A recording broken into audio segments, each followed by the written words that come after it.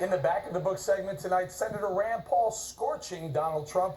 As you heard earlier in the program, Senator Rand Paul now stirring things up by calling Trump a, quote, fake conservative.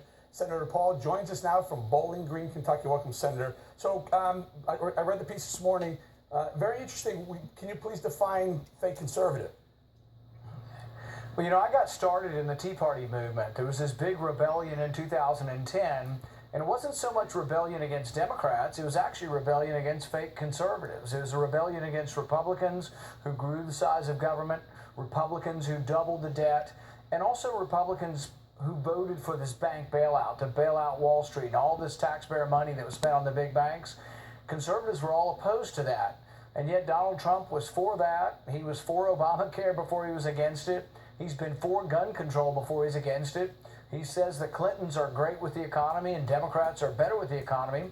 So I just think we ought to be very careful and ought to know who we're actually thinking about before people consider voting for him, because I really think he's a fake conservative. I don't think he's consistently been anything in his life other than a promoter of himself. So people have to really listen to him and decide what he really stands for. Senator, one of the lines that jumped out of your piece was, quote, you're quoting you, we don't need another bully. We don't need a bully. We don't need another president who thinks he's king. What do you mean?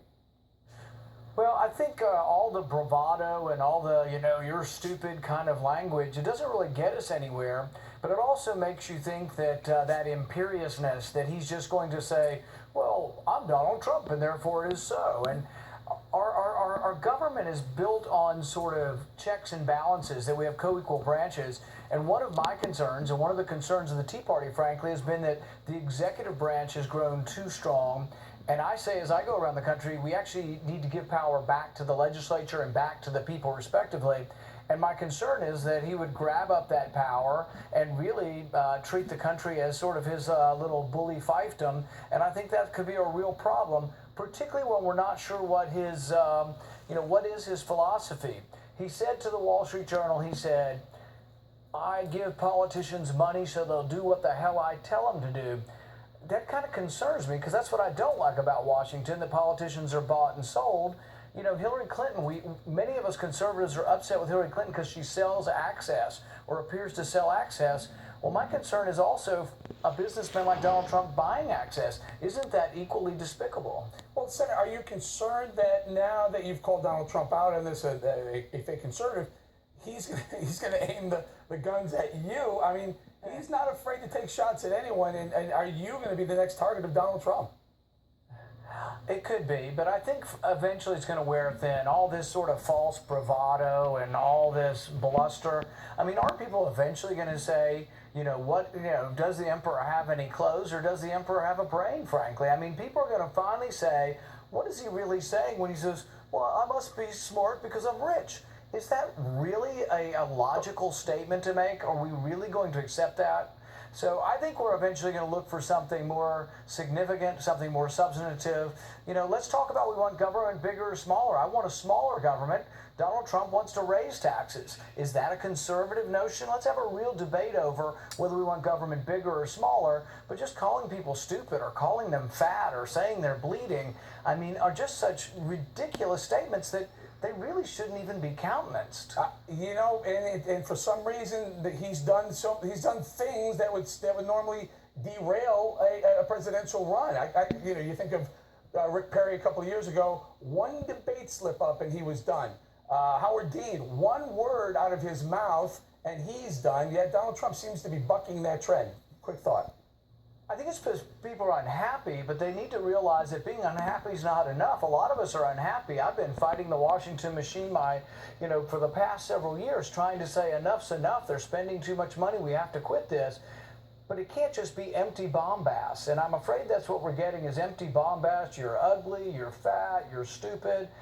That's not really a debate. Let's have a debate. Do we want government bigger or smaller? Do we want higher taxes or lower taxes? Do we want more regulation or less regulation? And then ask, has this person been for this consistently? Or are they brand new to this and thinking that some sort of reality star shtick is going to get them elected president? I'm one who certainly hopes not. All right, Senator, don't go anywhere. We have lots more to talk about. Right back with the Senator after this quick break. Don't go anywhere. Continue now with Senator Rand Paul. Everyone has been focusing on Donald Trump, but I want to get your thoughts on Hillary Clinton as a potential rival in the 2016 election, Senator. Specifically, there was a report out today, I believe by NBC, saying that the Chinese government said that they were targeting high-level diplomats, including Hillary Clinton's emails. Your thoughts? Well, I think this goes to her wisdom, as Secretary of State, but also as potential Commander-in-Chief. If she's not wise enough to use a government server for security purposes, what kind of decision-making would she make as president? It also reminds me of the decision-making or lack of decision-making with regard to Benghazi. She had repeated requests for security, all of them denied. So really, I think this goes about judgment, and it shows, I think, terrible judgment.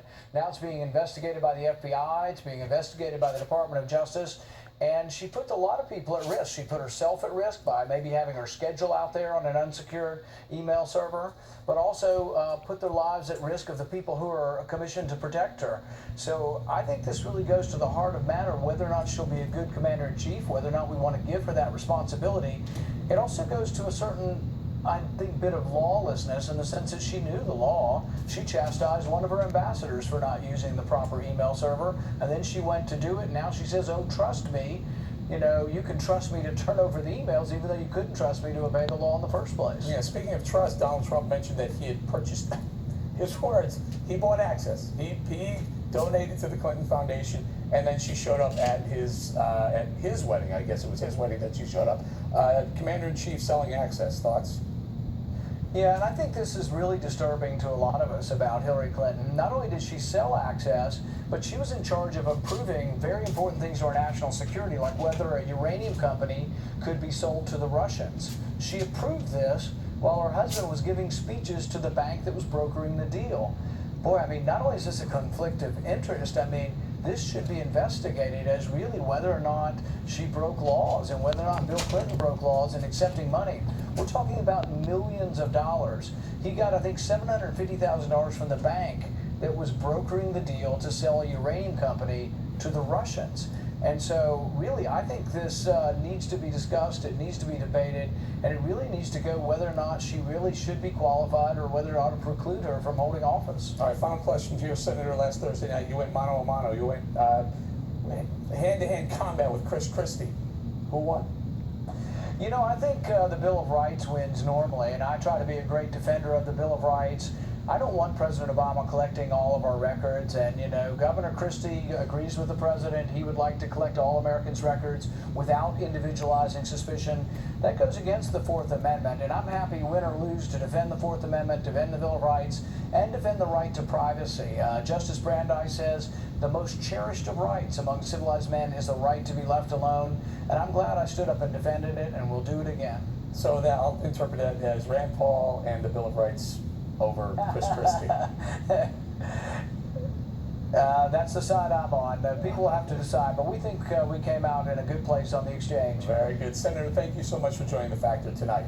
And before we go tonight, if you're on vacation this summer, you might want to check out Bill's killing books, including Hitler's Last Days. With what has been a successful Get the campaign fuck thus out of far. here. This is a tough business. Ridiculous. And it's time now to move forward. Rand Paul's a spoiled brat. Donald Trump's not a spoiled brat at all. Okay. Go comb your hair. Donald Trump is nothing but a mouth. Rand Paul's a real candidate, and he's who we need as president. Hope you like this video.